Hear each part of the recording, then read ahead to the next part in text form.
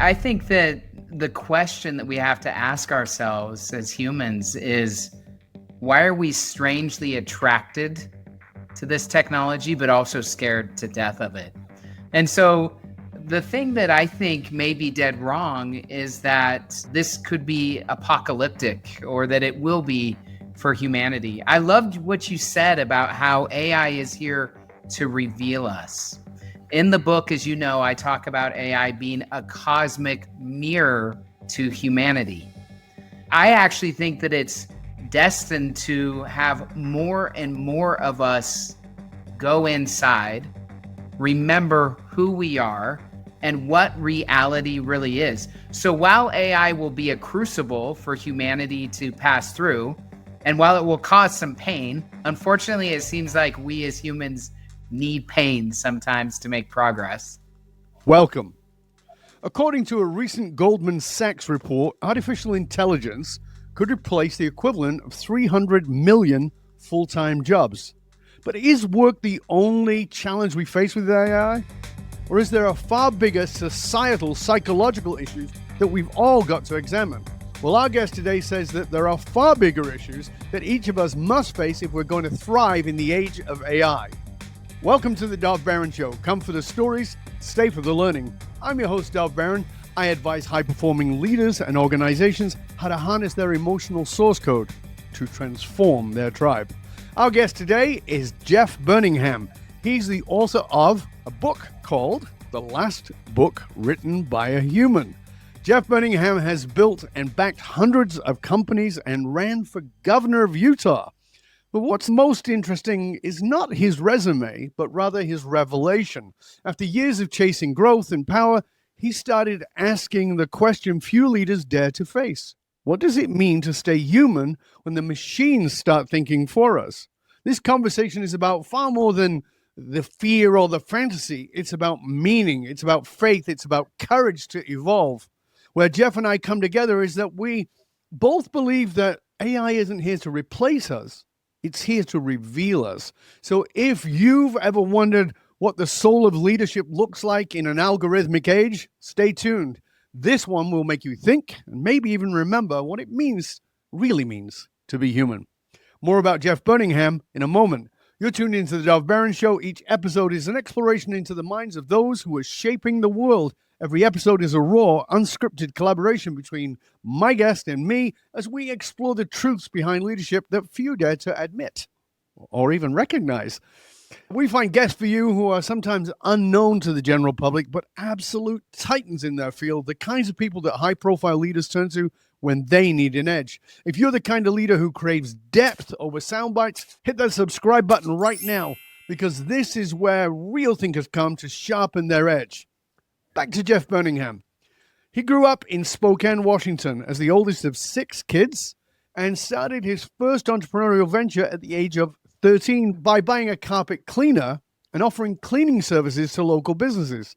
Jeff sold his first tech startup while he was still an undergraduate at Brigham Young University, and he sold it to a NASDAQ-listed company. Then he leveraged his earnings to build a real estate portfolio worth over $2 billion. He's invested in nearly 100 startups, and as I said earlier, he ran for governor of Utah. Turn up the volume and help me to welcome author of The Last Book Written by a Human, Becoming Wise in the Age of AI, Jeff Burningham. Welcome, Jeff. Dov, it's good to be with you. Thanks, mate. Thanks for the kind introduction. Way too kind. You're very welcome, and I really appreciate it. Thanks for being here. There's a lot to get into with this, and you and I have already had some previous conversation about it that I think is just going to really be fascinating for people. But where I want to start here, because I think there's so many misconceptions about AI, what's the number one thing you think most people are dead wrong about when it comes to the future and AI? I think that the question that we have to ask ourselves as humans is, why are we strangely attracted to this technology, but also scared to death of it? And so the thing that I think may be dead wrong is that this could be apocalyptic, or that it will be for humanity. I loved what you said about how AI is here to reveal us. In the book, as you know, I talk about AI being a cosmic mirror to humanity. I actually think that it's destined to have more and more of us go inside, remember who we are and what reality really is. So while AI will be a crucible for humanity to pass through, and while it will cause some pain, unfortunately, it seems like we as humans need pain sometimes to make progress. Well, that's definitely true psychologically. That is what drives us. We're driven by pain more than we are by pleasure. As you said, I think it's an interesting dichotomy with AI. I had a philosophical conversation, because I'm philosophical, with somebody recently, and I said, my question is AI the new God or the new devil? Right? And that was my question to them. And I said, because both of those things are incredibly appealing.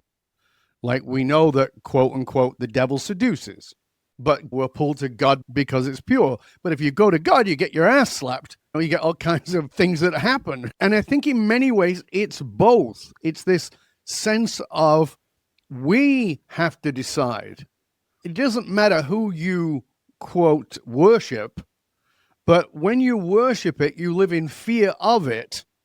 And I think that that's part of the problem. So we are asked to come together with it. I think you and I had talked about that. I had Dekai on the show, who is one of the forefathers of AI, and he talks about raising AI as if it's a child.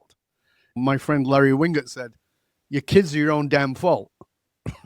Right? So you're bitching about your kids are your own damn fault. Well, AI is exactly that way. Amen. Yeah, 2 points that I would make to that. Is it the God or is it the devil? Depends on who we are, Dov. Who are we? Because it's a mirror.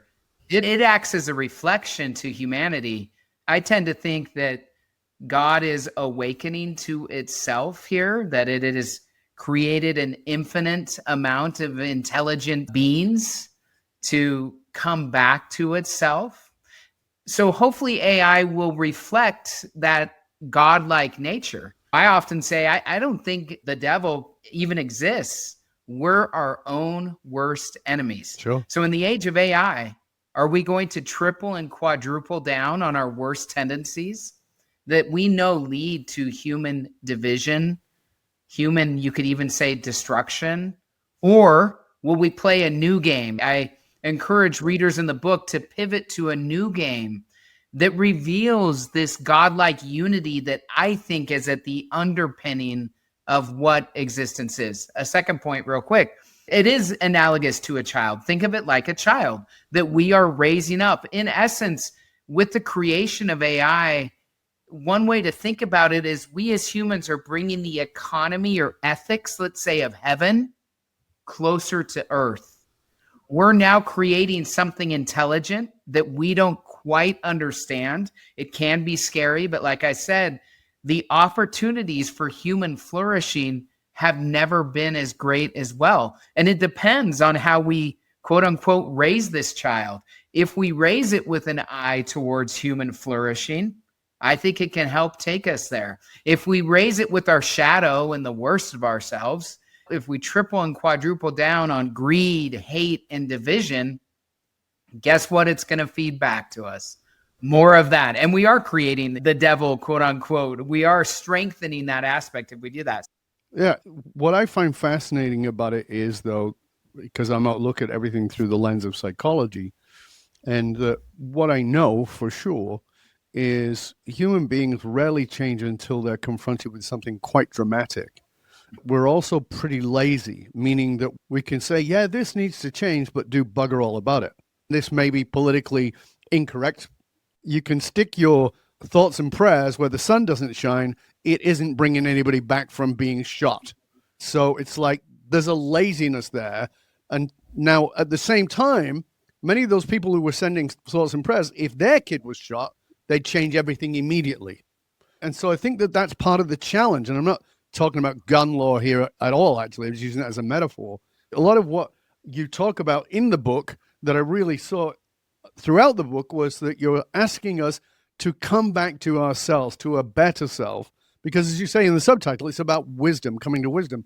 But the challenge is, Jeff, and this is my pushback on you, is wisdom is freaking rare, right? Intelligence is all over, but we all know some dumbass PhDs. Wisdom is something else. Wisdom is something that comes from failure and experience, not from the accumulation of information, but from the failure and experience that gave you another insight. And so that is where I go to, well, oh yeah, we got to get wise, but most people are too lazy. I'd rather be dumb and have a sandwich. Well, that's why I think, Dov, here with AI, the obstacle becomes the way. Yes. As is often the case, gloriously and painfully. And it becomes the way because of the pain that it's bringing. And that will roll out in three major areas. One, disinformation. We already see that. Yep. When we don't understand what's real, what's not, what's human, what's machine, that's going to cause a lot of friction and pain in our brains and our bodies. We already feel that, maybe especially in the younger generation. I do think, as a venture capitalist, like you said, that is invested in hundreds of technology companies, I do think that there's going to be job loss. We are going to have to grapple with, who are we when machines can do so much of what we're used to doing better than we can? The paradox in that is that I think it leaves us with our being. We aren't human doings, Dov. That may be in the air that we breathe. That may be the background that we have. But in the end, as you know, we are human beings, not doings. So as machines do more and more of what we're used to, we can come back to ourselves, back to our being. We can, as I say in the book, rehumanize ourselves in a magnificent way if we choose this path. But the challenge is that we've identified ourselves as the doing. When you challenge someone's identity, you're going to get a lot of pushback. So if I'm the person who runs around proving that I'm valuable by doing more and more and more, and suddenly I can't do more and more and more because it's taking care of me, then who am I is the existential question that I jumped into in my 20s, but most people don't get to even in their 60s because it's just too freaking scary. And in the book, you tell a story about being at Brigham Young University in the MBA program. You talk about hitting a wall of emptiness, and you describe that moment as terrifying. And for me, that's that identity moment. Give our listeners, our viewers, a sense of that, and then tell us what it was like for you. What was so interesting is I was running a multi-billion-dollar private equity firm, investing $100 million of venture capital, a young father of 4, serving in my faith tradition or church. I grew up Mormon in a Christian tradition. I was doing all these things, and for some reason, and to tell you how bad this disease is, Dov, I thought I'm going to get an MBA, which was just ludicrous. So of course I had no time. I could only do that on nights and weekends. And as I look back, why in the hell was I doing that? Well, I know exactly why. It's what you said. We can always do more and then be more, but that's not true. In the doing is not where we find ourselves. It's not about doing, it's about being. And this struck me poignantly. One time I'm in a leadership class in MBA school. The professor says, I want everyone to think of the 1 or 2 things that are most motivating to you right now. And I kind of got excited. I've always been a big dreamer. So I'm like, okay, here we go. And I sat fully flat and empty. I tried again. Nothing was coming to me. Finally, 2 visions came, neither of which I'm proud of. The second of which drove me to see my first therapist in my life. The first one was this wild party scene. As a child of the 80s and 90s, I describe it in the book as like a mashup between a badass Yo MTV Raps episode and Cribs, you know. There were like illicit substances. By the way, mind you, I'm very Mormon at this time. I'd never even tasted coffee or tea, let alone alcohol and drugs. There's stuff going around. It's white and powdery. Must be talcum powder. Somebody's got a baby here. That must be what it is. There are women with hardly any clothes on. Meanwhile, I've had sex with one woman, my wife. I've been married to her for 26 years. I talk about this in the book. But this is this wild party scene, and it alarmed me. Like, I knew in the end it would be empty, but it was showing me, damn, my soul really wants to be free right now. I felt confined by this doing. I was just overrun by it. The second vision was even more scary, though, Dov. I literally saw myself close my laptop, quietly put it in the bag and drive to the Salt Lake City airport, which was 15 minutes down the road, and buy a one-way ticket to the furthest imaginable place and just disappearing, literally leaving my soulmate, Sally, my 4 kids, my 2 business partners, the financial empire that I had built and was building, and just leaving it all. And it scared me to death. That stuck with me. And what I realized is in my climb to the top of my little mountain, and don't we all like to go there? Oh, yeah. Which is fine.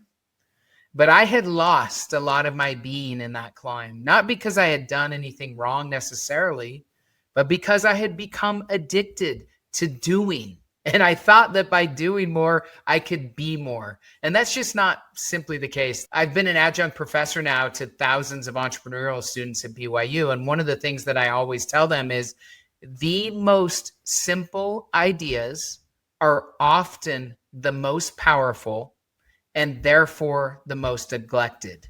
And this is one of those. We always look externally for validation. We always think if we do more, we can be more. But I'm just here to tell you, in my experience, my climb to the top of the mountain, that is not the case. And in fact, you'll recall in the book, Dov, I said that when I got to the top, there was nothing but a cold, howling wind. Yeah. Only void and more void on top of that. I think that many leaders will listen to you say that and be nodding along. They get it, but it doesn't hit. It doesn't hit them. There's another part in the book, I think it might be in the chapter A Plane to Nowhere, where you talk about being in the swimming pool with your little girl and realizing that you'd largely missed the first year of her life. That moment, like other moments, slipped by so many people. I fell off a mountain, and that was my 4th fall. And I always say, it was my 4th fall. I'm a slow learner. Why didn't I get it on the 1st fall or the 2nd fall? Or why didn't I get it when I twisted my ankle? How dramatic does it need to be?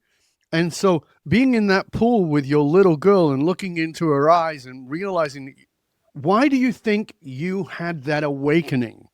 You're talking about a series of awakenings. People talk about this moment, this God moment. That's bullshit. It doesn't happen like that. You have multiples until you get full, right? And for me, like I said, it was my 4th fall, but there were many other reasons that I had awakenings, but ignored them. And by the time I fell, I'd been on a spiritual journey for 20 years, and I'd been a therapist, and I'd been in front of therapists, and I'd taken every course you could possibly take.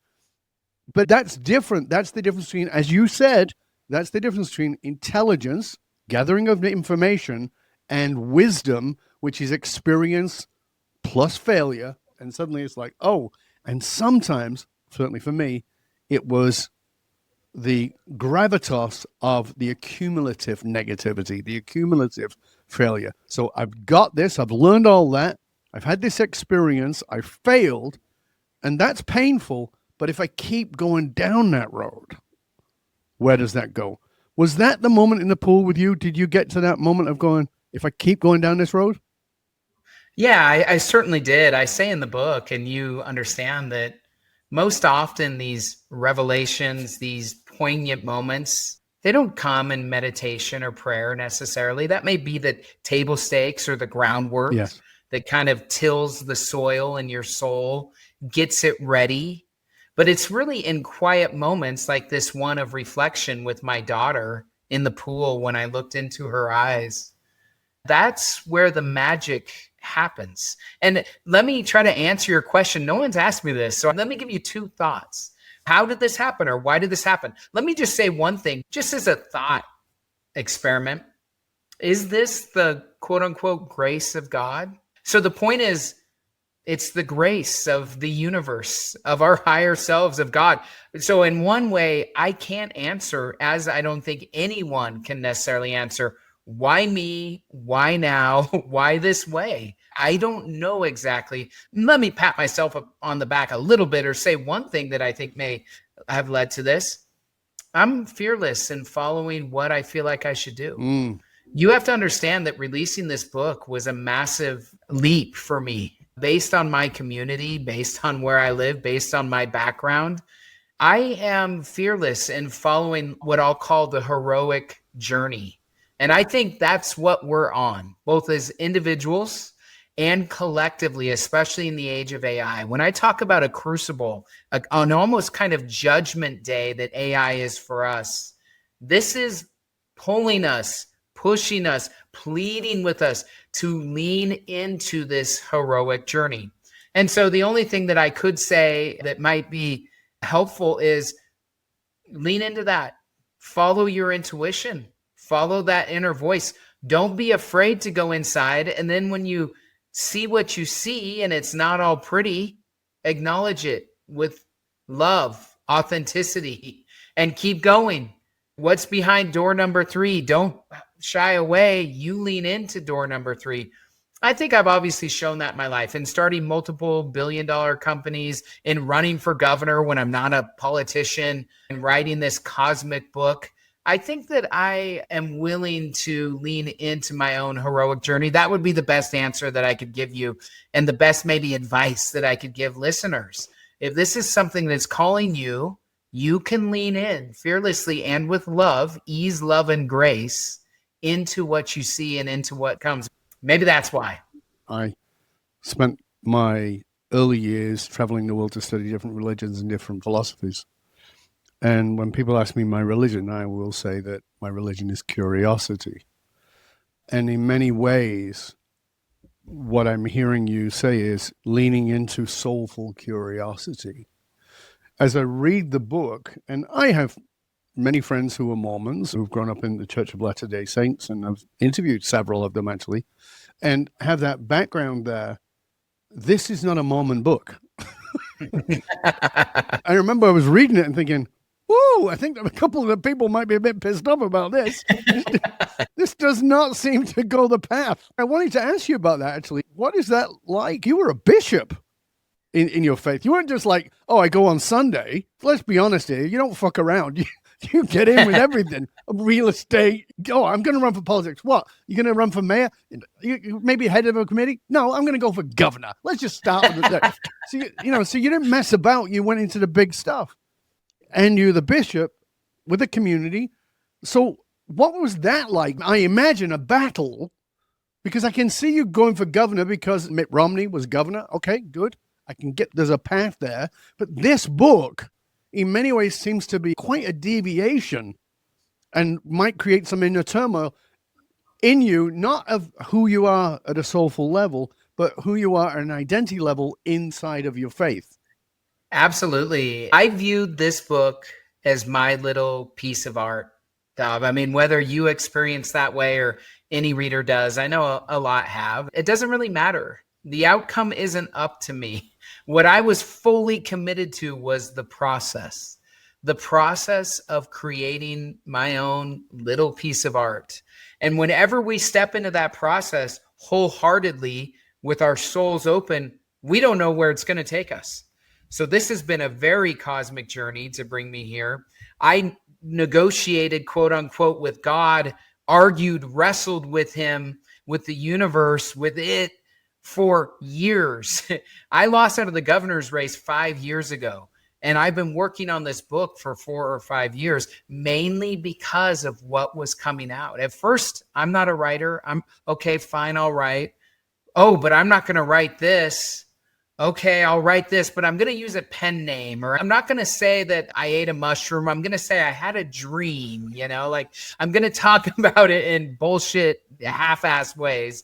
And of course, God said to me, you can't half-ass, either do this or don't do this. Don't half-ass this. Art can never be impactful when we half-ass it. No. In the end of the day, I couldn't go halfway. It was funny. I was golfing with my son a month or so ago. And I said, hey, how'd you experience the book? And he said, I enjoyed it. But Dad, why did you have to talk about tantric sex? Of course. And I said, oh, son, I'm so sorry, man. Like I had to either make a decision of whether I was going to go all in and be all in on the process, totally open and honest and vulnerable, or if I was going to hold back. And so that was part of the story. And that was part about being all in. I'm sorry it made you uncomfortable. But I would say that the response has been very, very largely positive. People can feel my heart and soul in the book. And I appreciate the grace, the understanding, the curiosity that others have largely shown me. Now, that hasn't been totally the case, as you might imagine. This book can be triggering because I don't hold back on what I see as the truth. I think this is the message for our moment. I think that as our machines become more and more intelligent, we as humans must become more wise. And that wisdom means looking in the mirror and talking truth, speaking truth, authentically owning our garbage, our mess, and showing up with ease, love, and grace in every way that we possibly can. And so, anyways, it's been triggering to people, including my parents, which has been hard. There's been a personal cost. I think that's what always happens when we follow our heart. And by the way, I think that's what often happens when we create and put art into the world. Not everyone's going to love it. But you said something there that I think is really important, because I think there's a lot of false equivalencies that go around, and often because of the nonsense we've been fed by algorithms for 100 years, well, not 100 years, but, the last few years particularly, and that is everything's either or, black or white, right or wrong, red or blue. That's not the truth. And so the reason I'm sort of holding on to this piece here, Jeff, with you, is because you're a man of faith who wrote a book that in many ways challenges or could be challenging to people of faith. And you decided to follow your heart and follow your soulful sort of quest here, as you said, on the hero's journey. And so I'm just going to ask the simple question. I know the answer, but I'm going to ask it. Have you lost any faith? No. My faith is increased. Yes. My faith in the human condition has maybe been hurt. So many of us live most of our lives in unconscious patterns that we aren't even aware of. And those unconscious patterns control so much of our life. And so have I seen that on full display for good and bad as I've wrote and released the book? Absolutely.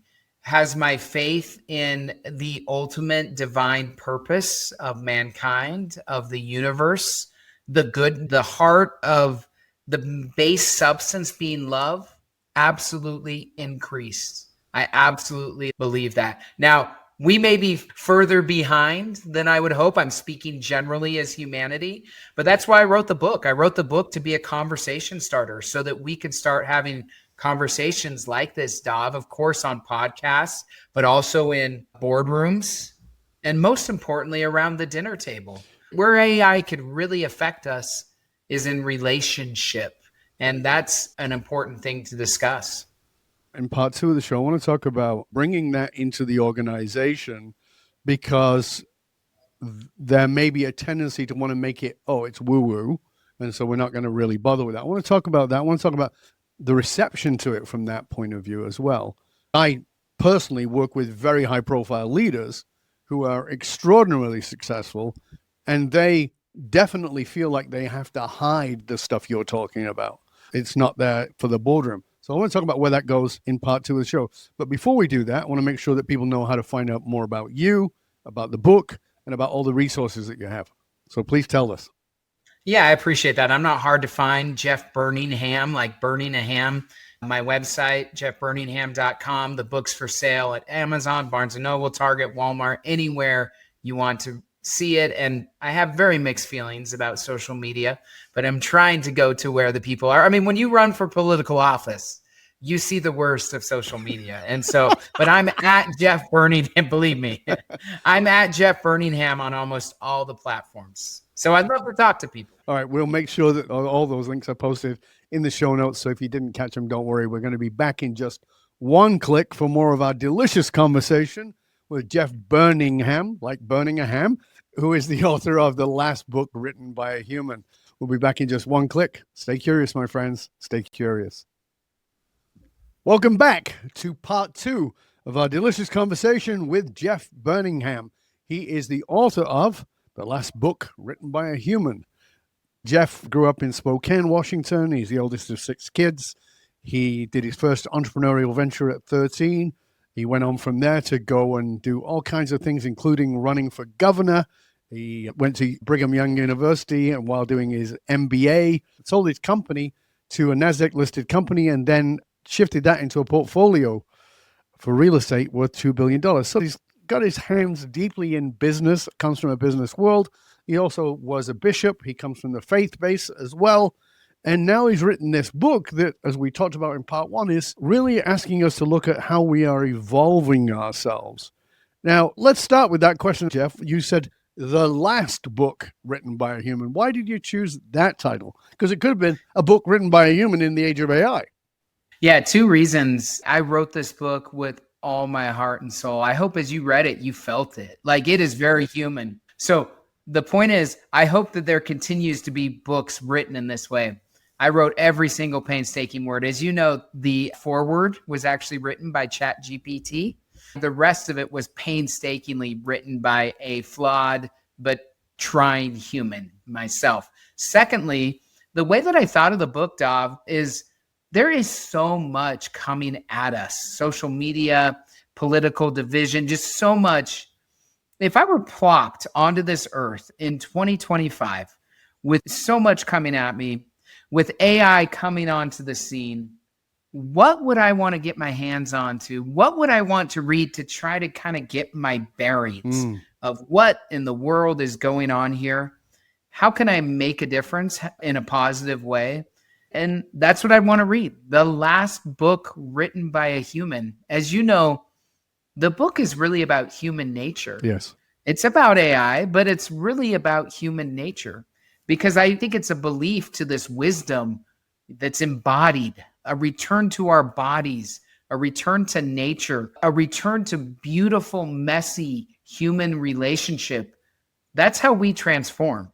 And I'm trying to guide people or remind people this is the process of transformation and evolution. So this is the book I would have wanted to get my hands on in 2025 if I just came to Earth and said, what in the hell is going on here? Let's take that and look at that a little bit further structurally in the way you've laid out the book.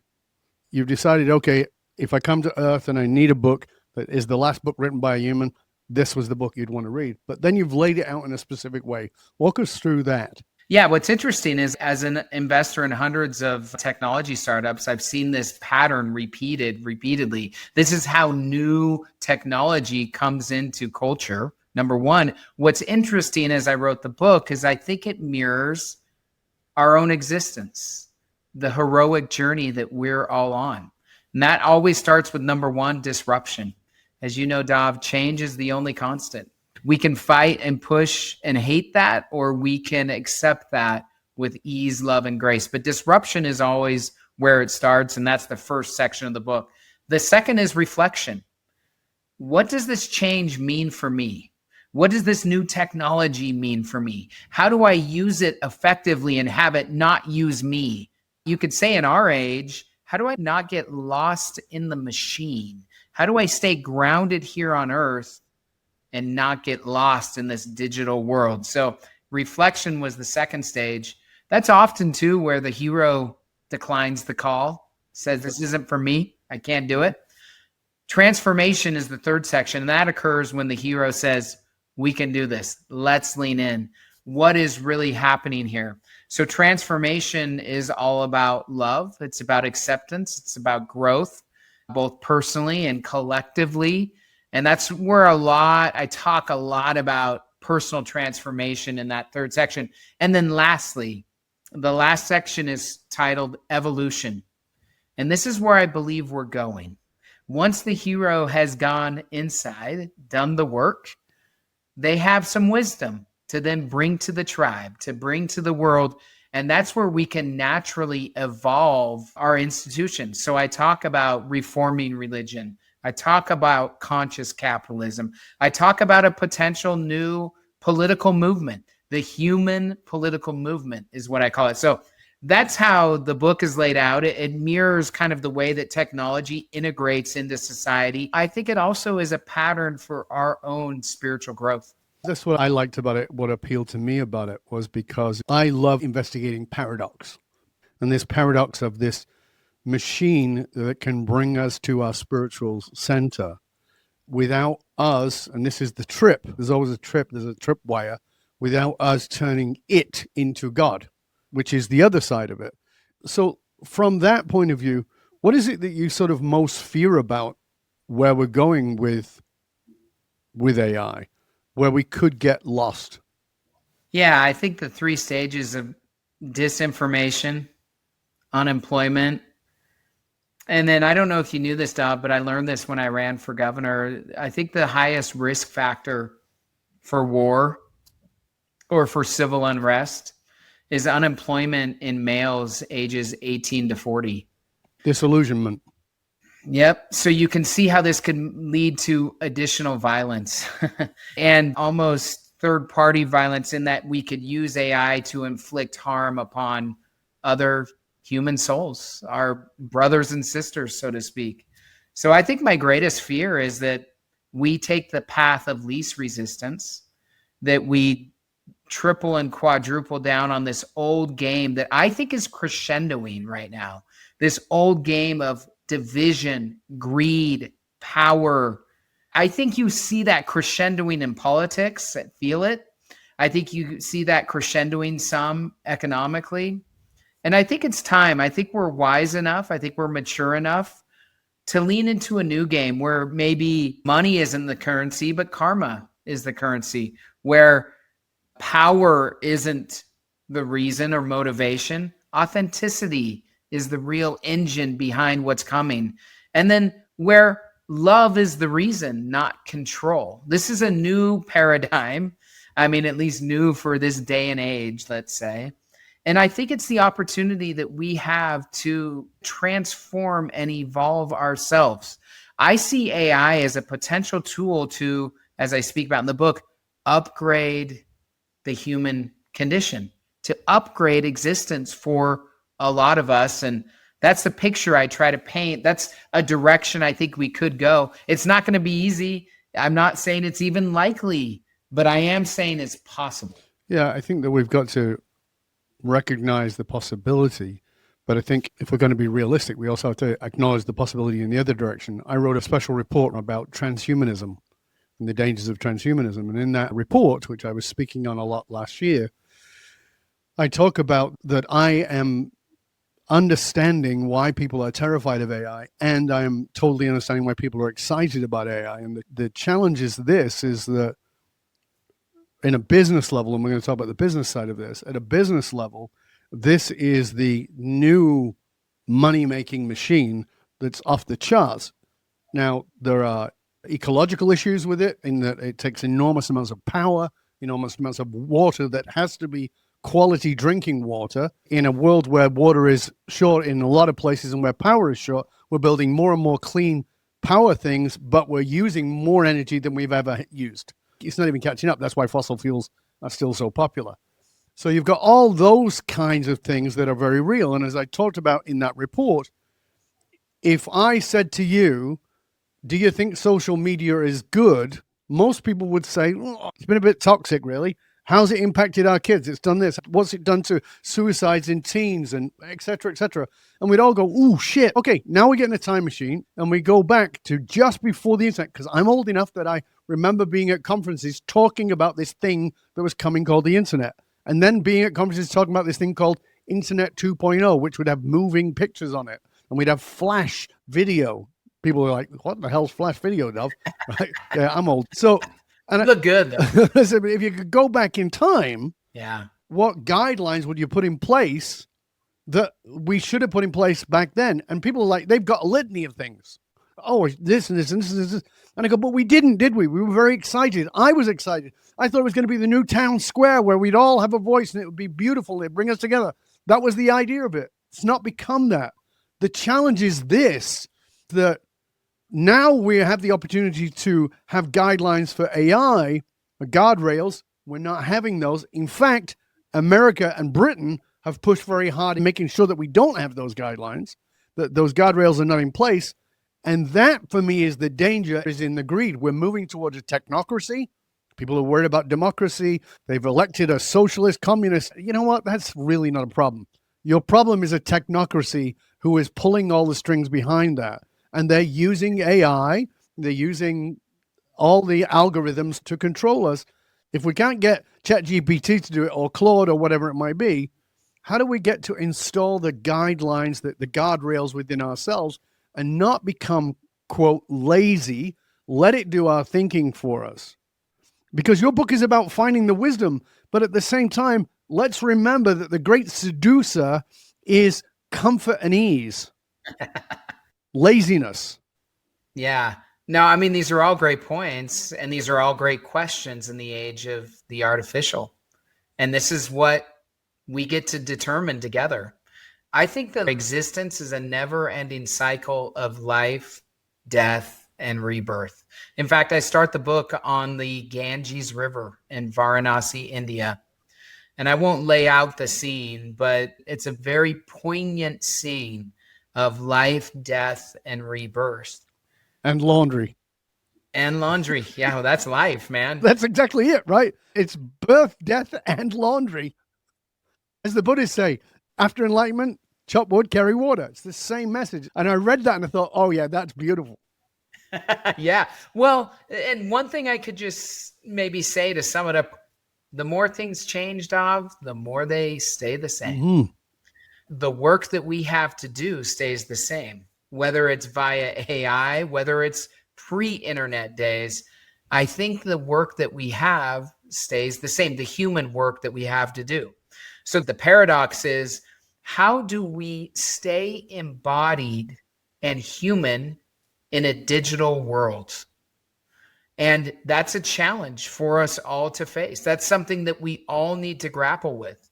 And I think that challenge starts within human relationship and families. How do we stay connected to humans when we know that that relationship is so beautiful, but so messy? It's so hard. It's where we're pulled out of our comfort zones. It's where we can become more. We're going to have to fight for human relationship, community, and connection. This is why I say in the book, I encourage people to return to their faith traditions, not because they have it all right or every dogmatic view or belief is correct, but because humans gather there. That's one of the places that humans come together. This is the game that we get to play with each other. Yes. And this is the never-ending game of life, death, and rebirth. There's going to be a lot of collective death here in the age of AI, meaning ego death, I hope. I hope it's not physical death. I hope it's ego death. We're going to be able to sacrifice our specialness, our tribal tendencies on the altar of unity and progress. And this is the time to lean into that. And there's so many. Education's going to be disrupted, obviously. Religious belief or faith traditions disrupted, business disrupted. I say a couple times in the book, a new type of leader, I think, is being raised up. I think that the younger generation was built for this. I think they need a bridge, Dov, through people like you and I to kind of get there. But they were built for this. Let's provide a path and a way for these leaders to emerge and to hopefully take us to a beautiful place, a better place. Let's take this into the boardroom because, as I said, you're from a background of business and you've done very well in business. It's not like you're some schmucko who's just decided on Tuesday, you have that background, you have that world. So what's happening when you're taking this into the boardroom? Not just the book, of course, but the message. Because it's like, well, hold on a second. We used to say that the CEO makes 20 times more than what the person on the floor makes. Now it's 400 times. The distance between the people at the top and the people at the bottom has gone vastly different. And now even the people at the top who are decent human beings, I work with many of them, wonderful people, but they're also like, you know what? I don't really have a choice here. I might look like I'm the boss, but really I have to answer to the shareholders and the board. And so, yeah, it's pretty unethical. I saw that at the White House when all the oligarchs of technology came together. And I went, are they just douchebags? And I went, no, I don't think they are. I don't think they're douchebags. I think they might be lacking a backbone, but I don't think they're douchebags. But it's like, how do you survive in an environment, whether you call that environment Biden or Trump, doesn't matter. How do you survive in an environment? So when you're taking this into the boardroom, what's the pushback and how do you deal with it? Let me just be honest and say the results are mixed. I think we're in a transitionary stage. I think we're in a transformational point, a pivot point in history. This is my sense. And so the results are mixed. I would say that I'm talking to many CEOs, friends that are very open to these ideas, and they understand that it's time for them to step into their own hero's journey. I'll say it in this religious term that you'll understand. It's time to lay our lives down for our friends. It's time for more of our leaders to do that. In other words, if I'm a politician and I care more about my re-election campaign than human flourishing in the age of AI, those are not the types of leaders that we want to elect. If I'm in a boardroom and I'm a CEO and I think that my quarterly profits are more important than the humans that I've hired, the purpose of business was to enable more humans to flourish, to live better lives, to have more resources that they then get to determine what to do with to make their and their family lives better. Let's remind ourselves of these simple principles that are here to stay. Let me just say again, I know this may sound Pollyanna, woo-woo, whatever. There's not another path. It's either this path or destruction. Ultimately, in my opinion, we cannot keep going down the path we've been going and layer on this godlike technology of AI and have it be a bright future for our children and grandchildren. I just don't see how that works. So let's choose the better way. Let's pivot. Again, I think we're in a transitionary phase. There's pushback as well on that. I'm a hard-ass CEO. The bottom line is all that matters. Corporations exist not to serve employees, but to serve shareholders. This is a transition that we're going to be grappling with, I think, here over the next decade or more. But again, I think that AI brings these issues to a head. It's like it's time for us to really address these issues in a way that we haven't before. And I agree with everything you're saying. The only challenge is, of course, that the system is built for that negative. It's built for the shareholders. As I said, I work with these amazing people who are beautiful human beings who feel hamstrung because they are really good at what they're doing and they can make the decisions they need to make that are hard decisions, but they don't necessarily sleep well because of them. Like you and I, they're going, no, there's got to be something better. But if I'm going to survive and if I'm going to take care of the people that I do employ and make sure they have a job and that they can pay their mortgage, I got to go along with this shit. I got to go along with this terrible stuff. And then we look at the political arena and where is the humanity? I'll give you one that I can see that stands out for me. James Tallarico, he's fantastic. He's a Christian man, ex-minister who is running for governor in Texas, and I think he's governor. He says most people who are claiming to be Christian have a mouthful of verse and a heart full of hate. Now, I'm not a Christian, and I would go to his church because I feel like I would be gathering with people who care about humanity. Do you see what I'm saying? Whenever anybody has shown up like that, that machine pushes hard against them. Again, you may not like Zoran in New York, but he's offering something that seemed to be more human-based, whether we agree with the politics or not, but the machine pushes hard. And I think that maybe, whether you like him or not, maybe that seed you're talking about of like, people are going, hold on a second. But again, they've had to go to that extreme where they're like, can I pay my rent? Can I buy groceries?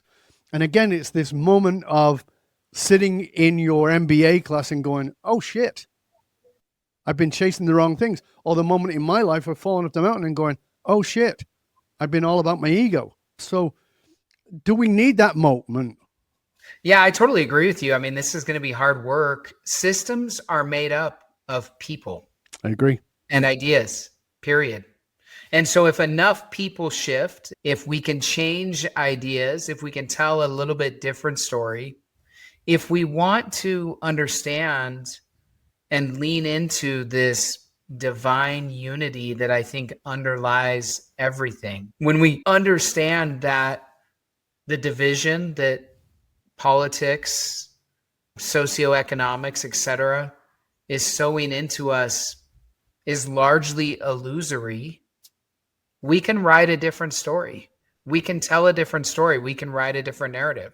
So while I agree with you that this is very audacious and very hard to pull off, I just want to remind the listeners, humans built these systems. Humans can destruct these systems, change these systems. Now, I'm not calling for like violent revolution in the book. But we do need a revolution. It's not violence. But let me tell you the revolution, Dov. My bet is on a massive renaissance in human consciousness over the next decade. Yeah. That's my bet. That's like what I'm working towards. That's what I'm writing about. That's what I'm talking about every day. There are more people talking about that, and I think there will continue to be more and more talking about that. And our leaders are a reflection of us. Absolutely. So as we change over time, our leaders will change. And our leaders will take us to different places than we have been before. My bet is on a renaissance in human consciousness, and that's what's going to take us there. I know that sounds woo-woo and weird. Dov, what's a better answer? It's really interesting because a couple of years ago, I wrote an article, and this was before AI was big, but what I talked about was how we are on the brink of a renaissance. I talked about Michelangelo and Da Vinci and all those people we think of as being part of the Age of Enlightenment, the Renaissance. And I talk about what was going on 30 years before. It was the Black Plague. It was horrible, horrible shit. And if you were in it, you'd be like, oh my God, this is hell. It's hell. And out of that comes the Renaissance.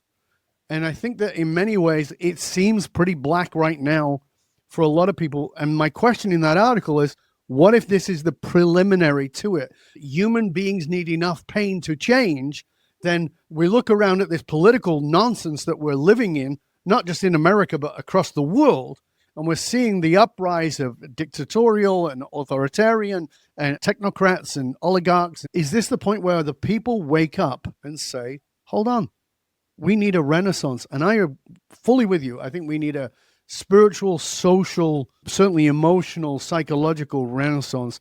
And I think we can bring it, but we have to commit to doing it. And that will mean facing your own ego and facing the forces around you the way that you have talked about that you've had to do.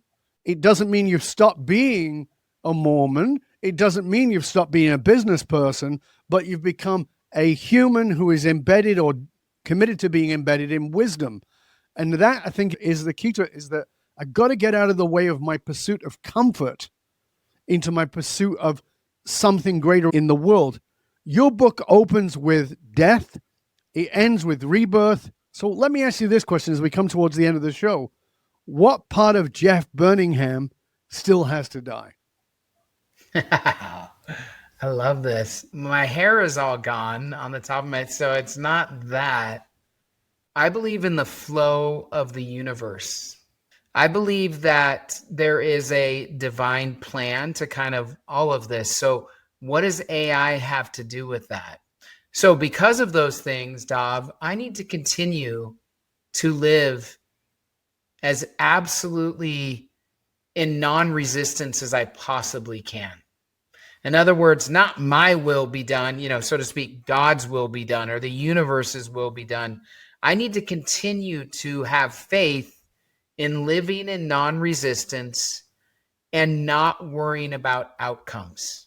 This is a process of transformation that we are all in. And what we spoke about today, a lot of it's really easy to talk about when we're in our nice little offices and studios. We're two handsome dudes shooting the shit, talking about whatever. No, the rubber meets the road when we hang up this call and we have got to catch up on all our messages, and we've got business that and family this and personal that, that's where the rubber meets the road. And I am trying my damnedest to live in non-resistance and let go of outcomes, because some things, Dov, are worth our best efforts no matter the outcome. And I think this is one of those things. Humans rehumanizing themselves, leaning into and pointing AI towards human flourishing. let's not worry about the outcome. Let's not worry if it's going to be Terminator or Nirvana. Let's worry about the process, the transformational process that we're all going through. So the two things I need to let go of are resistance to what is and being attached to any outcomes. Whether I sell 10,000 books or 10 million books, I'm going to give it my best effort. I can't be attached to outcomes. And so those are two things that I'm continuing to work on and trying to let, I guess you could say, die in my heart is kind of my will. I know better. This is the way it should go. No, I think it should go the way that God or the universe would have it go. And so anyways, those are things that I'm continuing to work on. Beautiful. Well, as we come to the end of the show now, let me ask you if there's a final practical message.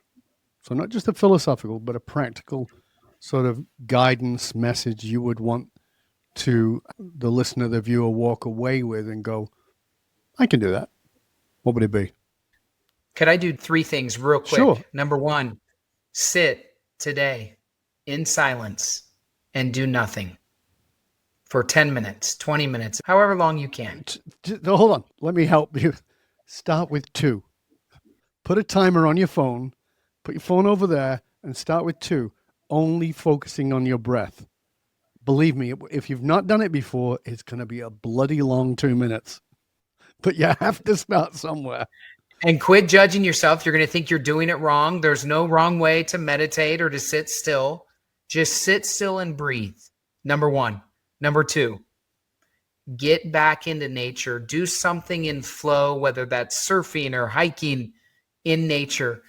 Nature is exhibiting to us the reality of what is all the time. And it's a grounded energy. And when we connect to it, we change. We can't become disembodied in this digital age. Just before you go on to number 3, if I may just add something to number 2. Yeah. So the Japanese talk about forest bathing. And what that means is that when you're spending your time in nature, so there's a particular resonance of the planet, and we come into alignment with that when we're in nature. So simply sitting, walking, being in nature, this is what tree hugging is all about. Your resonance starts to shift and you come out of the fight or flight and you come into the sympathetic nervous system and you start to relax. If you want to really get over anxiety and you have a tree close by, be a hippie, go hug the tree. Not because it's like, ooh, I'm now going to start wearing tie-dye, but because the resonance of the planet moves through you. And if you can't do that, take your shoes off and stand on bare ground, not concrete, but the grass. Stand on it and it will shift your resonance. So number 2 is a fabulous one too. Thank you. Yeah. And the third, put down your phone, turn off the TV. I don't know, close your laptop and call someone, tell them you love them. Go hug your partner, your kids, look them in the eye, be present with people.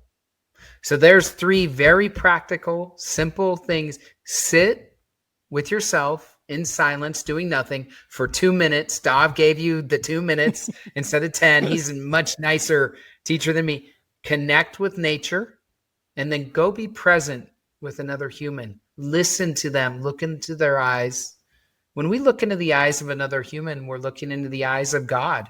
We're looking into our own eyes. And it's that connection that will feed us, that will transform us in the age of highly intelligent machines.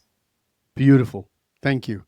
I wrote a report called The Loneliness Tax. We are mostly very lonely people, and the ones who claim not to be lonely, we are often isolated. We might not be lonely, but we're isolated. As Jeff just said, looking into the eyes of another human being. How often when you kiss your wife, do you actually look at her? Or you kiss your husband or your partner, do you look at them? Actually take a moment to just look into the eyes of that person. It changes your neurochemistry, changes your brain chemistry, and makes you a better human being. You can't hurt someone and look in their eyes. Right? It's really important. So, Jeff, this has been a fabulous conversation. I hope you will stay with us to the end. I want to thank you for being with us. I want to thank you for all you've shared. Please tell our viewers and our listeners where they can find out more about you. Yeah, jeffburningham.com is my website. I'm not hard to find. I'm on social media at that same handle. And the book, the last book written by a human, is available everywhere. You can buy books, Amazon, Barnes & Noble, Walmart, Target. It's a great gift. I hope that you resonate with it. I wrote it to be a conversation starter. So after you read it, let me know what you think. Let's talk. Fabulous. And again, thank you, Jeff. It's been a pleasure and an honor for you, dear listener. Remember, those who control the meaning for the tribe also control the movement of the tribe.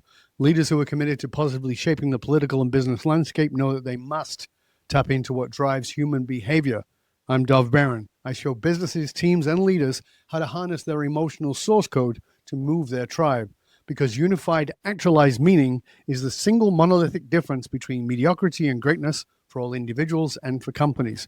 Remember, we need your help in staying relevant, so please go to wherever it is that you tune into the show from.